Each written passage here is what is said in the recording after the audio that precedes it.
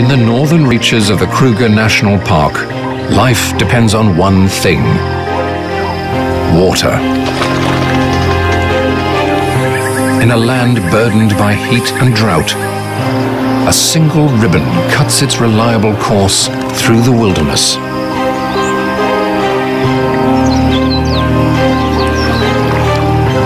It's a lifeline to all creatures, great and small.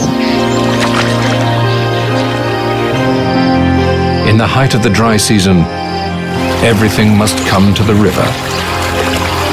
From dawn to dusk, animals converge on the banks of the Luvuvu as it winds its way through the many habitats of an area known as Pafuri.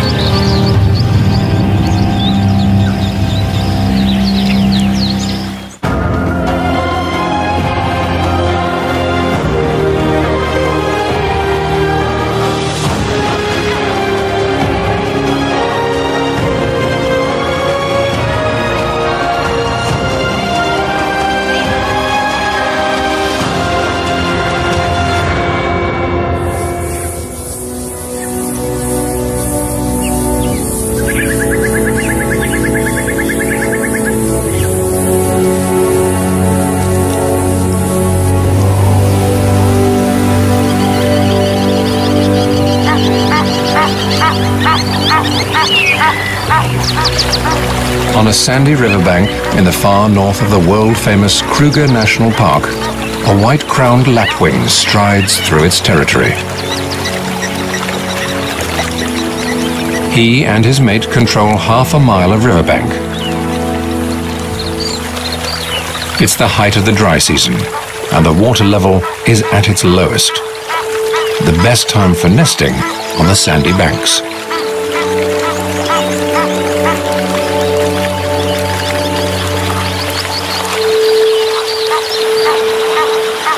The Lapwings River is called the Luvuvu, and it flows through a very special piece of wilderness known as the Pafuri.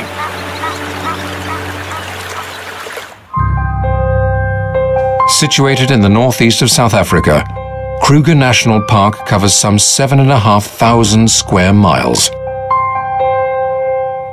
The Pafuri lies in the most northerly reaches of this expanse. It's sandwiched between two rivers, the Limpopo to the north and the Luvuvu to the south. When they break their banks, they nourish a great floodplain that covers much of Pafuri.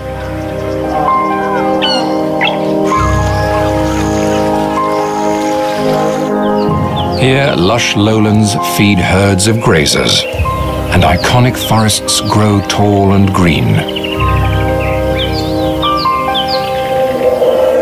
Where less water gathers, hardier plants grow, adding to Pafuri's incredible biodiversity.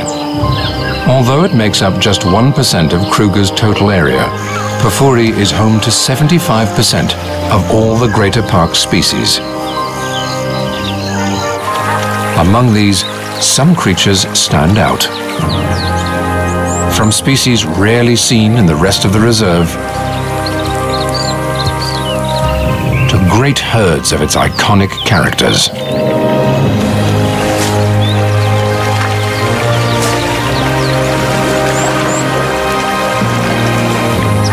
But above all the others, it's Pafuri's birds that set this place apart. More than 450 species make their homes here, the greatest diversity anywhere in Kruger.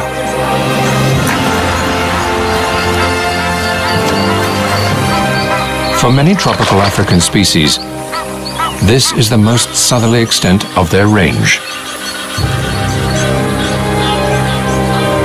It's midwinter and the height of the dry season. After a protracted drought, the Great Limpopo River stands dry. But the Luvuvu still flows, making it a busy watering point for birds and animals alike. And the lapwings have done well to secure a spot on the banks. For almost all wildlife, each day includes a trip to the river during this trying time of year.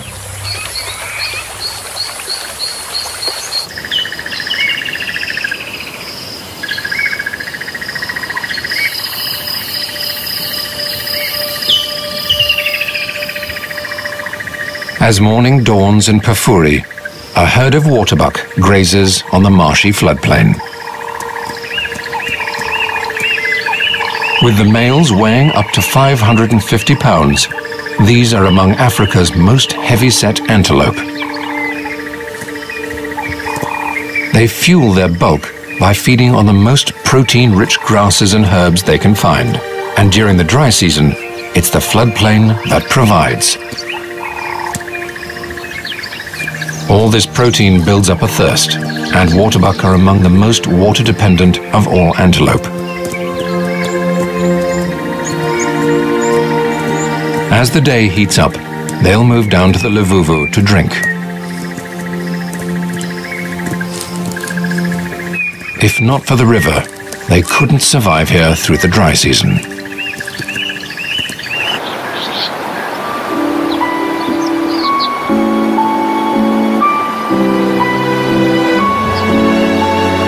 The river flows from west to east across the park, shaping the landscape and attracting its wildlife.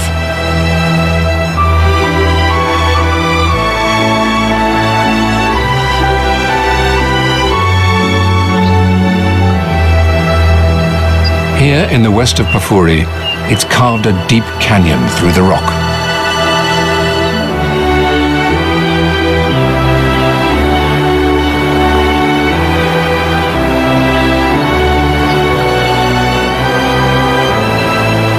Known as Lana Gorge, it's testament to the Luvuvu's steady flow over the millennia.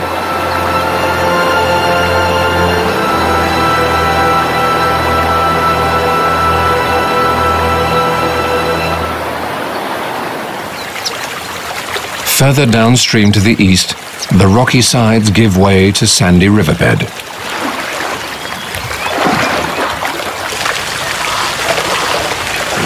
Here, a young bull elephant has arrived early to quench his thirst.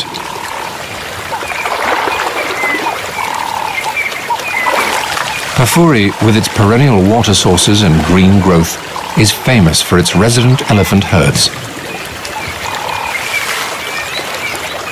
But this bull has left his herd, and for now he leads a more solitary existence.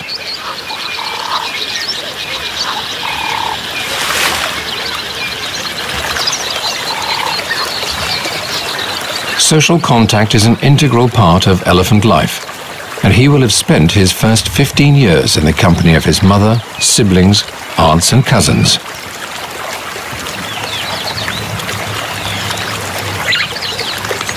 As he moves down the river, he smells the air for signs of other elephants.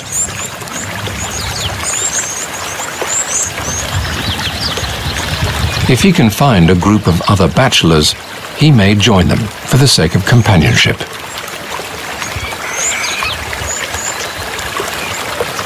But for now, he's on his own.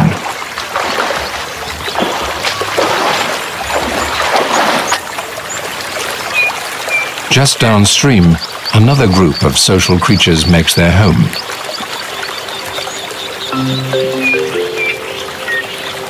White-fronted bee-eaters live in small families consisting of a breeding pair and up to 5 related birds that'll help them raise their chicks. In a few months, when early summer brings the rains, they'll dig more nests like these into the riverbank to lay their eggs. The rain will trigger a flush of insect life, and there'll be plenty of food to feed their chicks. For now, the adults can support themselves on the insects around the river.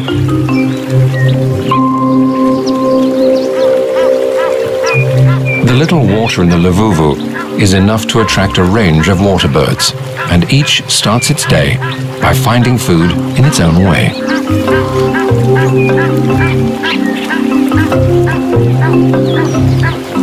A pair of African jacanas treads delicately at the water's edge.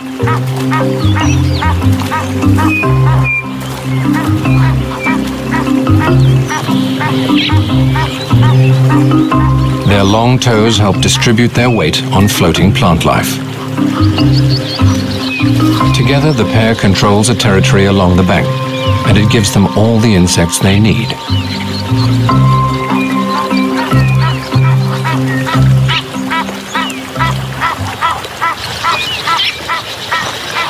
pair of Egyptian geese forages on aquatic plants growing in the stream. They get stuck in, reaching down for the tastiest morsels. A hamarkop takes a more measured approach.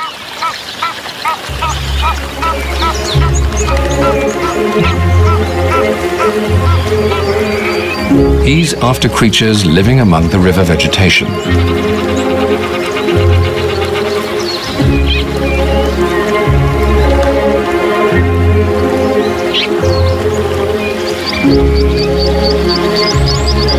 He prefers a breakfast of tadpoles, but he snaps up aquatic invertebrates too. For a three-banded plover, it's all about covering ground. He moves quickly along, pecking at the water's surface for insects and their larvae.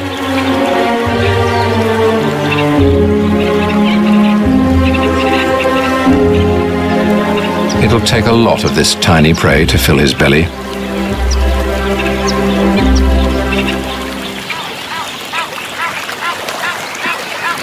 While some are enjoying the river's ample food supply, a great egret is finding things trickier. It's after fish and amphibians, but they're proving elusive.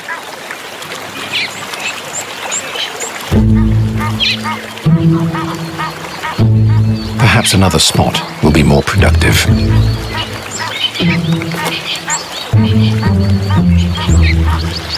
It readies itself for the strike, but fails again.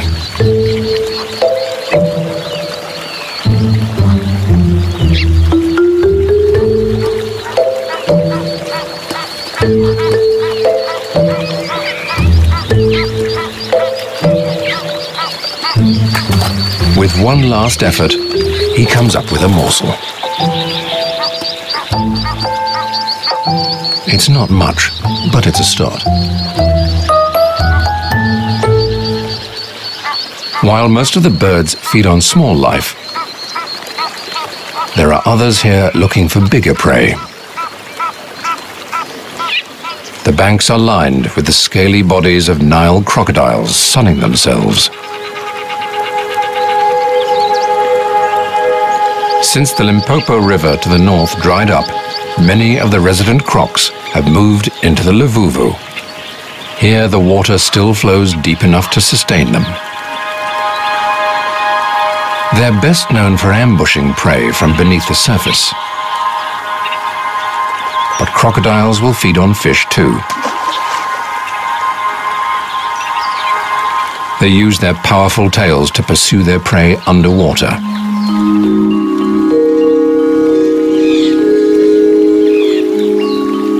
Despite their fearsome appearance, many other creatures seem comfortable in the presence of the crocodiles.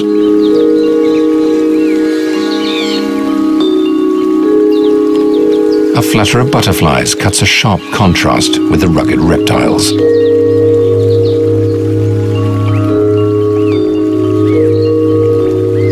They're gathered to filter nutrients from the bank's muddy puddles.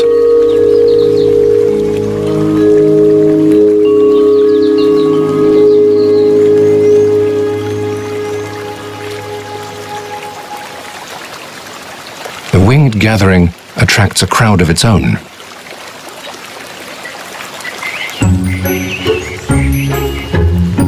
Bee eaters. The picky birds scrape the wings from their prey before devouring them.